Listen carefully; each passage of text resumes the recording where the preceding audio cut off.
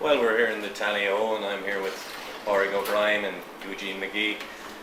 Before we move on to discuss the Limerick game, I'd just like to ask you, Podgy, what you thought of Longford's performance last Saturday.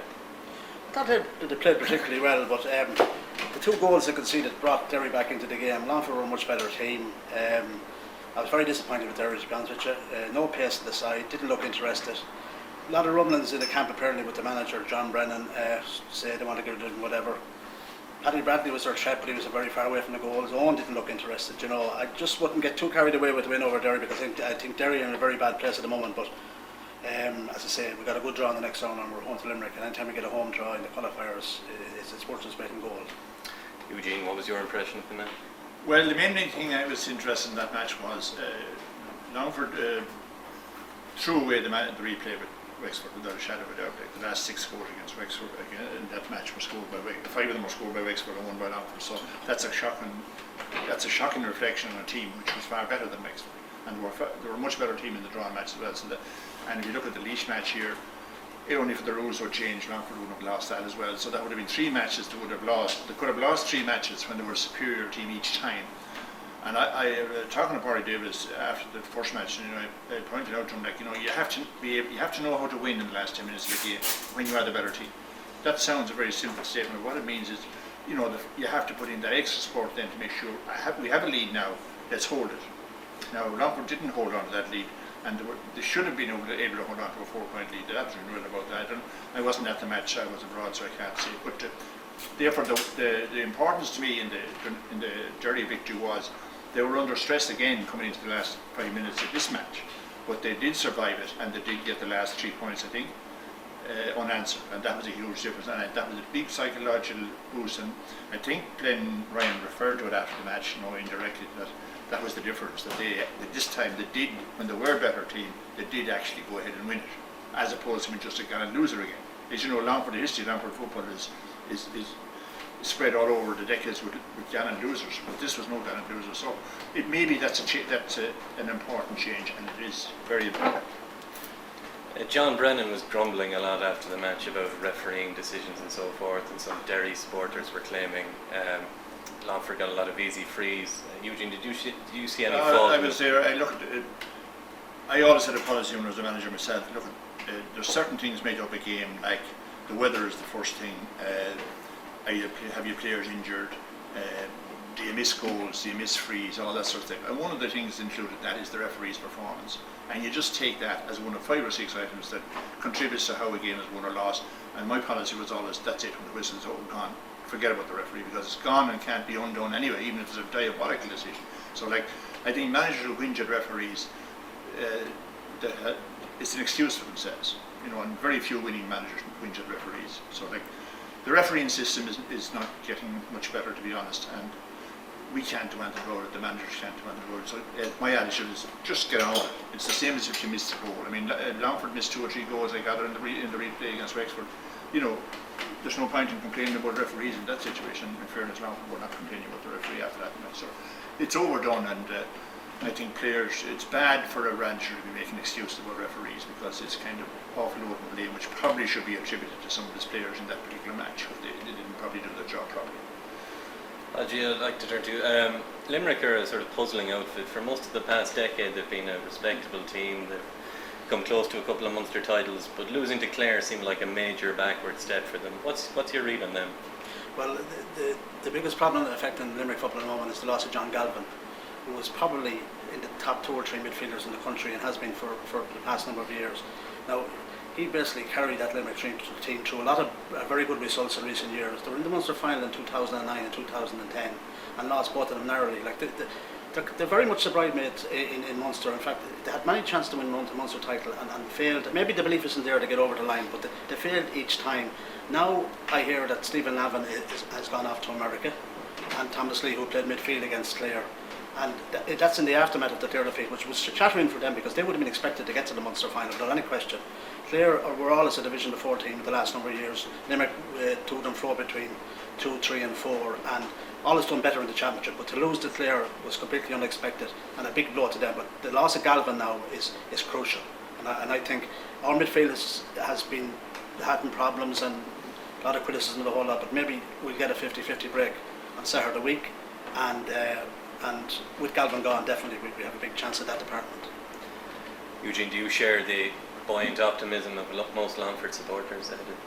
Well, I wouldn't. I'd expect them to win, but I wouldn't be going mad optimistic, because first of all, you know, Longford's biggest problems as they move up the scale, which they have done, will be coping with the teams that they used to have trouble with before, the Division 4 teams.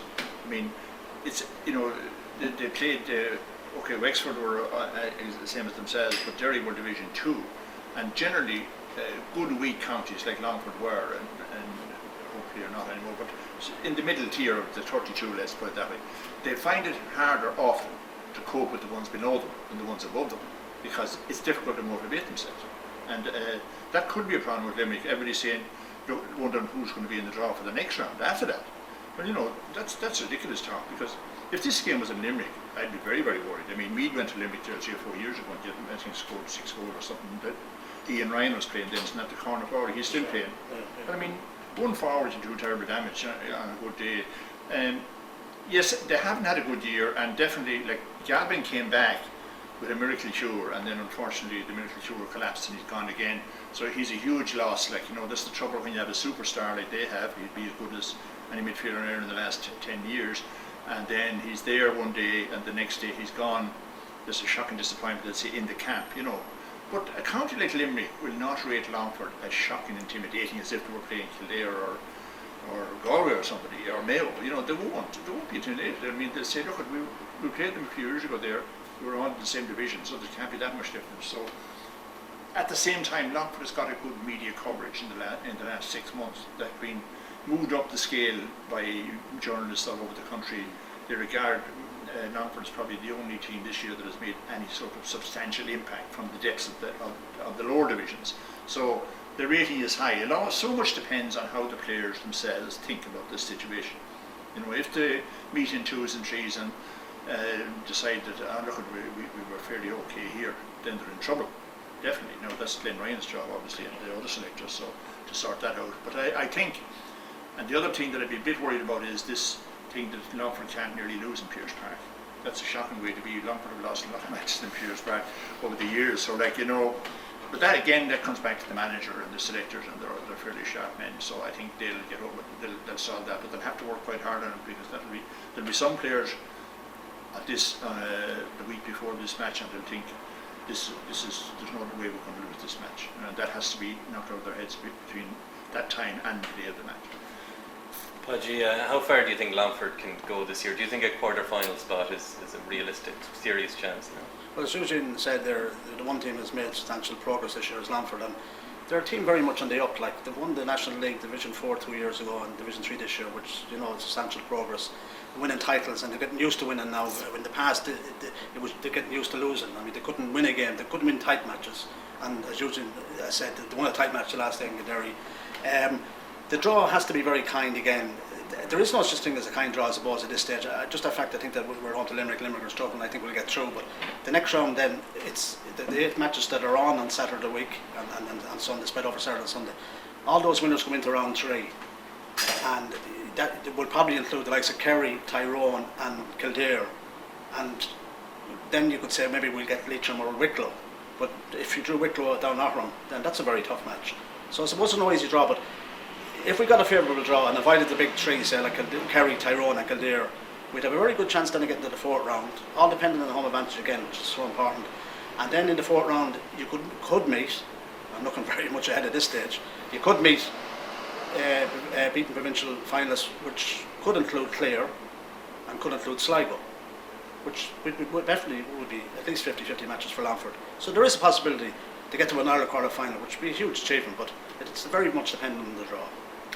Eugene, would you regard those chances as slim? Yeah, well, I mean, the draw are the curriculum. I mean, the difference between this competition, which appeals to a lot of people, is that the draw is done after each round. In the Leinster Championship, the draw is made on RTE on a Tuesday or Wednesday night in November, and we know exactly where we stand then. And I always thought that was stupid. It's demoralising if you pick Dublin in the first round, because you're not going to win it, or Meath or Kildare, for most other Leinster counties. And the players work and train all for 6 months, knowing that this is the match they're going to be playing against, and they've only a 10% chance of winning it. Like, this competition is far much better. I mean, looking at it from the opposite to Padraig scenario there, of course, Longford could be playing Kerry in the next round. And if they were to win that, they could be playing Kildare in the next round. So like it works both ways. But obviously, yes, they could be playing Leitrim in the second round after the Limerick match, and they could be playing Clare after that, or Sligo. So like, it so much depends on the draw. But that's the excitement for the fans. That's why the fans will be talking. The lads who are having a pint, they'll be talking about it, and the men and women and the children will be dreaming about could we win 2 more matches? Could we beat Limerick first, and then could we win just 2 more at about our own level? And here presto, we're in the All-Ireland quarter-final with the big boys in Croke Park. I mean, that's the dream that the children will have when wearing all the jerseys, and a lot of the parents probably do dream as well, because back to 1968, at that stage, like, so it's that's the magic of the open draw. It's kind of a setup, there's no doubt about that. The bloody regulated draw in the 4 provinces is boring. November, when all the matches are going to be played, so that's crazy. Just to look back on the championship as a whole, a lot of the purists give out about blanket defences and so forth, which started as an unwelcome novelty from Ulster but now has become almost the norm. Do you think we should look to enact rule changes to kind of combat this, or should we just accept, it's tactical evolution, it's part of the game? Well, it's difficult to know. I mean, an older generation, and that's anybody over 40 probably, will say, the hand pass is destroying the game, and because we're not just talking about county teams. I mean, club matches are far worse. I mean, every Mickey Mouse club team in Ireland, as far as I can see, just going hand pass, and even more so, they're putting 8 and 9 back in defence the minute they lose possession, which is so childish in a club match, but that's what's happening, because it's easy to practice that. It doesn't require any great skill. It's a question of being fit and sharp and being able to throw a ball 5 yards away to another guy, and most of us be able to do that, even at my age, so much more difficult, like, to kick the ball 50 yards to another guy, or to kick the ball over the bar from 35 yards, and all those skills are gradually dying out.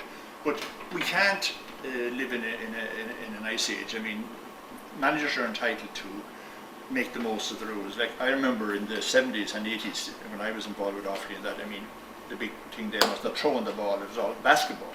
And it really was basketball. At that time you could throw the ball into the net.